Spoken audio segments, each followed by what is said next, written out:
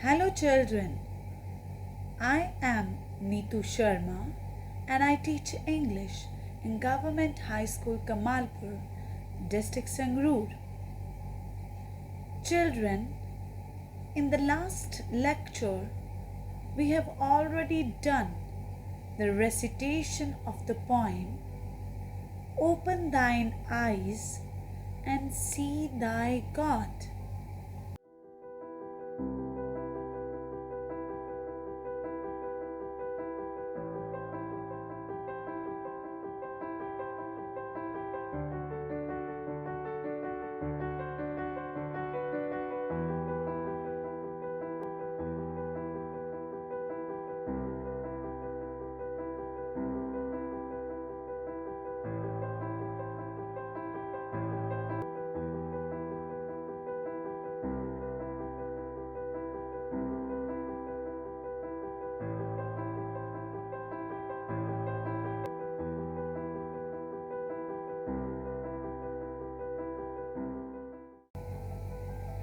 Just to recapitulate, let's have a few questions to find out what you have understood. My first question is, name the poet of the poem.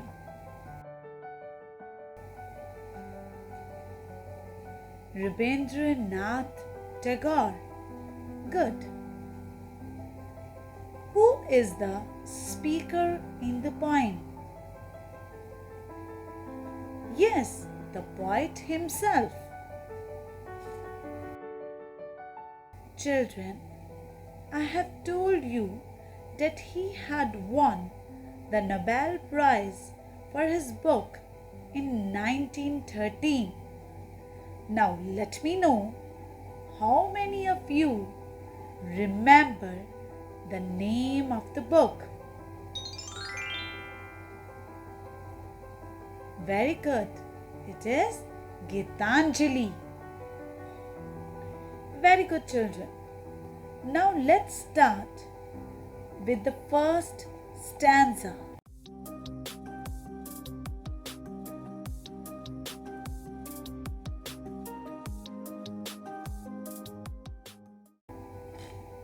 Leave this chanting and singing and telling of beads, whom those to worship in this lonely dark corner of a temple with doors all shut. Open thine eyes and see thy God is not before thee.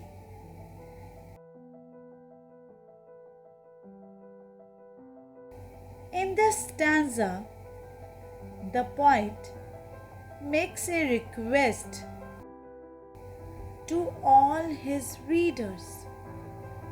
He asks them to stop all rituals like chanting the name of God, singing devotional hymns in God's honor, and to stop counting the beads of rosary. Next, the poet goes on to describe the temples. He says that temples only house of a stone or metal deity in one ill-lighted corner of the temple, and they keep their doors shut most of the time. God cannot live in such a lifeless house as that. Hence, the worship of the idol in a temple is not enough to the worship of God. That's why he asks the readers to open their eyes and not keep them closed any longer as they do while praying, as His presence is not a physical one that can be seen in a temple. Children, on the basis of above stanza, let's try to find out the answers of the following questions. What does the poet say to leave? The poet says to leave chanting, singing, and telling of beads. How many archaic words are there in above stanza? There are 4 archaic words like dost, though, thy, and thee. State true or false in given statements. The first statement is God lives in temples. Is it true or false? It is false, because God lives in hard work of a tiller and a path maker. Second statement is by chanting, singing, and telling of beads, we can reach God. Is it true or false? Yes, again it is false, because we can reach God only through our hard work. Now, let's have a look upon the second stanza.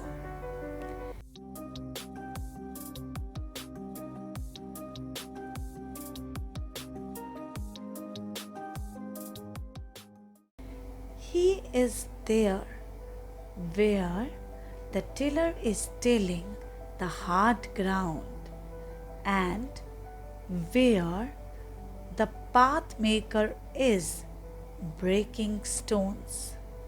He is with them in sun and in shower, and his garment is covered with dust.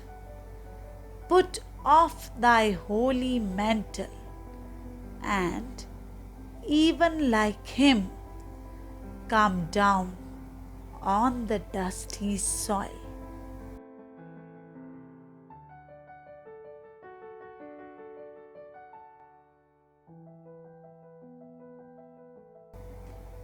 According to the poet, one cannot find God in the temple, but with the workers who are working whole day in the dirt and under the hot sun.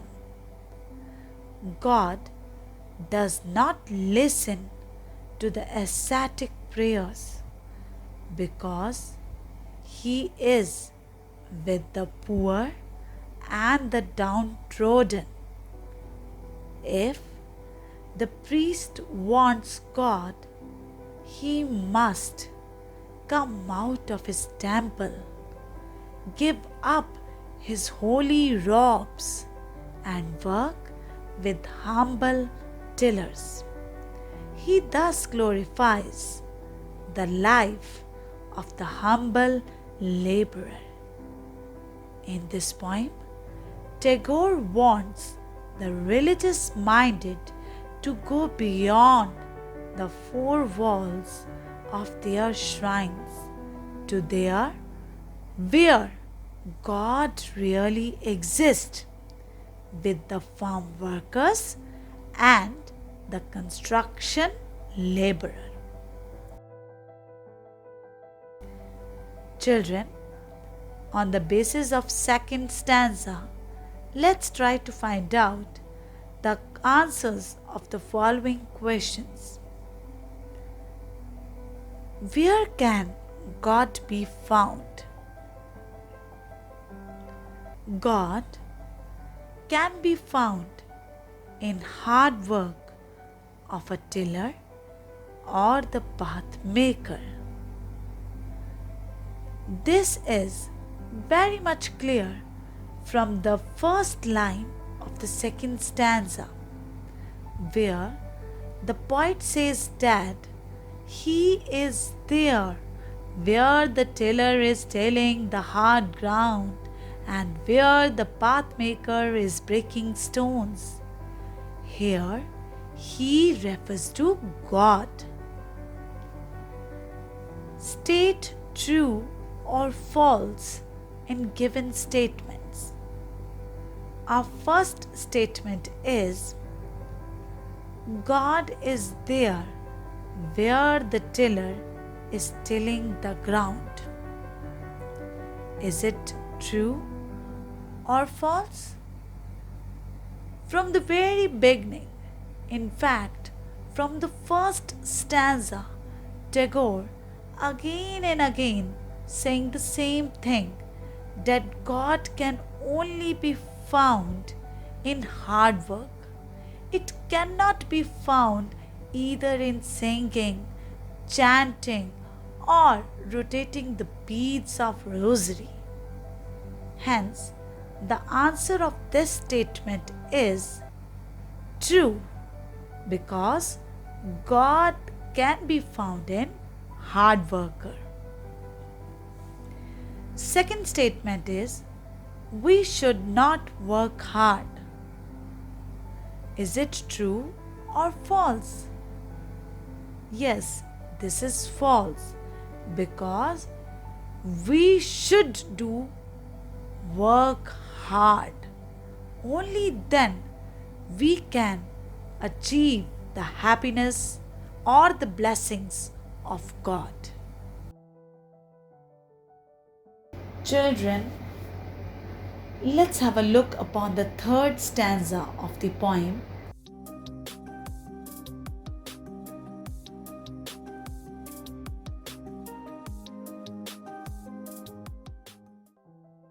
Deliverance.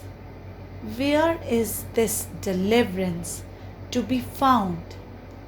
Our Master Himself has joyfully taken upon Him the bonds of creation. He is bound with us all forever. In this stanza, the poet addresses the superstitious beliefs of his readers. He knows that they believe that God will save them from being eternally damned. They believe that God has made a place for them in His own abode, that is, in heaven. However, the poet does not think that salvation is to be found in heaven. If that were so, God would not have left heaven in order to come to earth and make a home for mankind over here, because He has created all of the mankind. He also has an eternal connection with them all. Hence, if we want to find God, we must search for Him here in this life and not in the afterlife. On the basis of third stanza, let's try to answer the following question.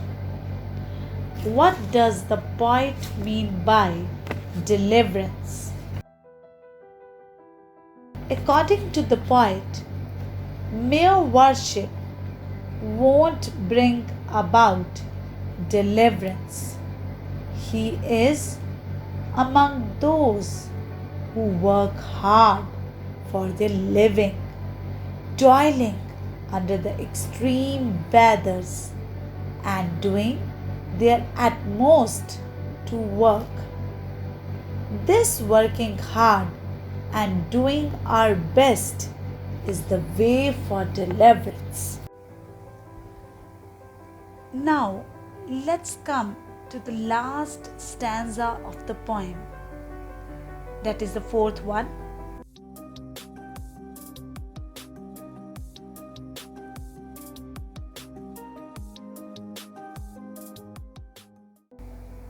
Come out of thy meditations and leaves aside thy flowers and incense.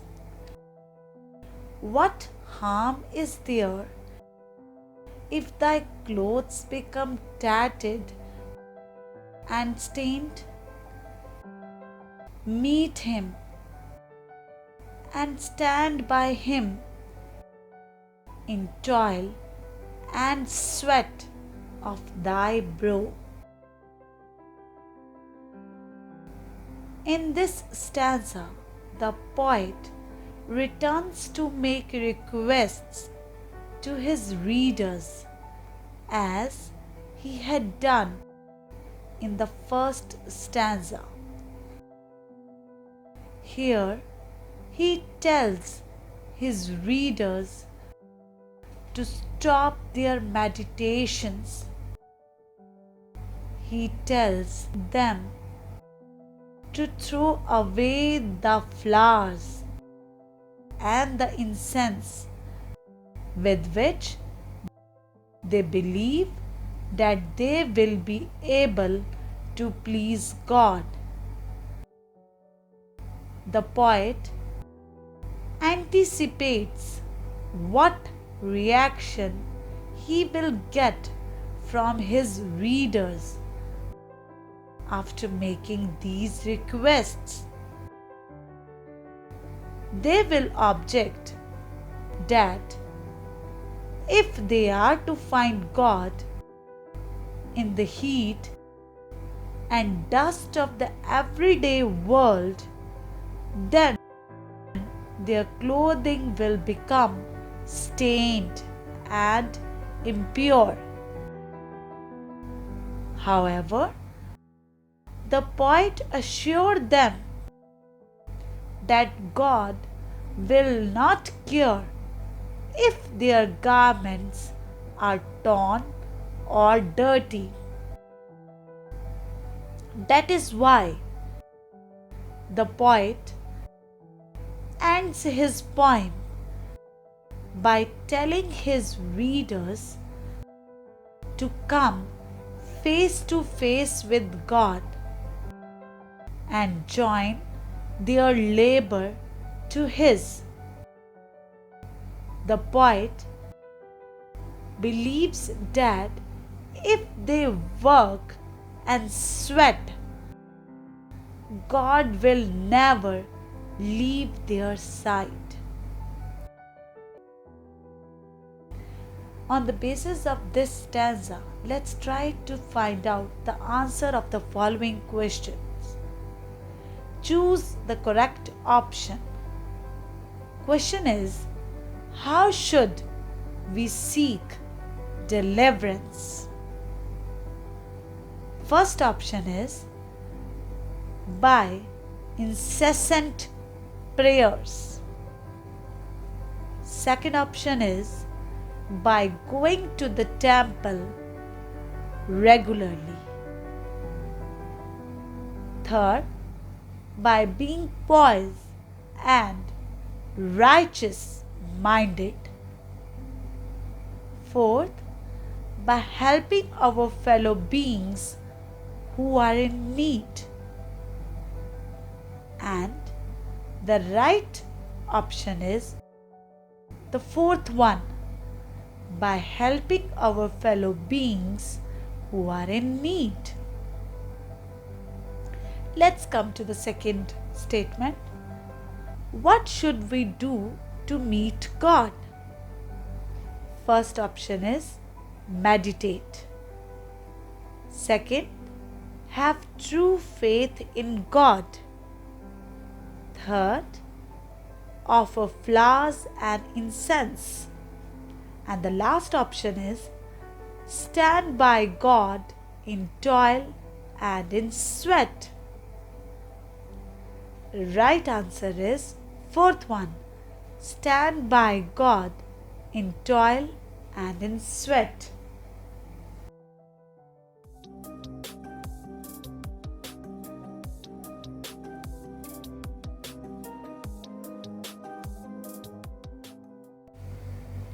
Before we sum up, let's take a re-look at the poem. In the beginning, the poet advises the priests to give up their old traditional beliefs like chanting, singing, and counting of beads. He urges them to stop worshipping of God in lonely, dark corner of the temple. He again and again says, "Open thine eyes and see thy God." God can only be found in hard work of a farmer and a path maker. He prefers to live with those who works in sun and in shower, and whose clothes are soiled with dust. The goal of every disciple is to seek deliverance, that is, the liberation of the soul from the cycle of birth and death. But God Himself is bound to all of us in chains of love. He has joyfully bound Himself to the work of creation. Tagore conveys that participation in the activity of life is essential for the realization of God. It is only work that brings salvation. An ambiguity about religious experience is central to many of Tagore's devotional poems and makes them appeal to readers irrespective of their beliefs. This poem is Tagore's way of protesting against organized religion. Tagore asks his reader to relinquish narrow faiths. Thus, Tagore conveys that participation in the activity of life is essential for the realization of God.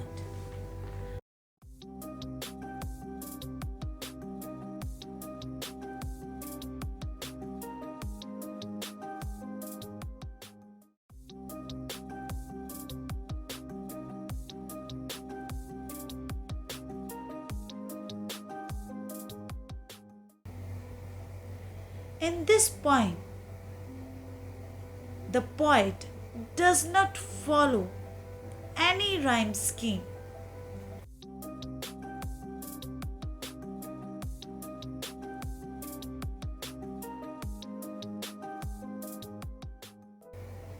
The poet uses the device of the apostrophe as he addresses his questions, and his advices to all idol worshippers whom we never see responding.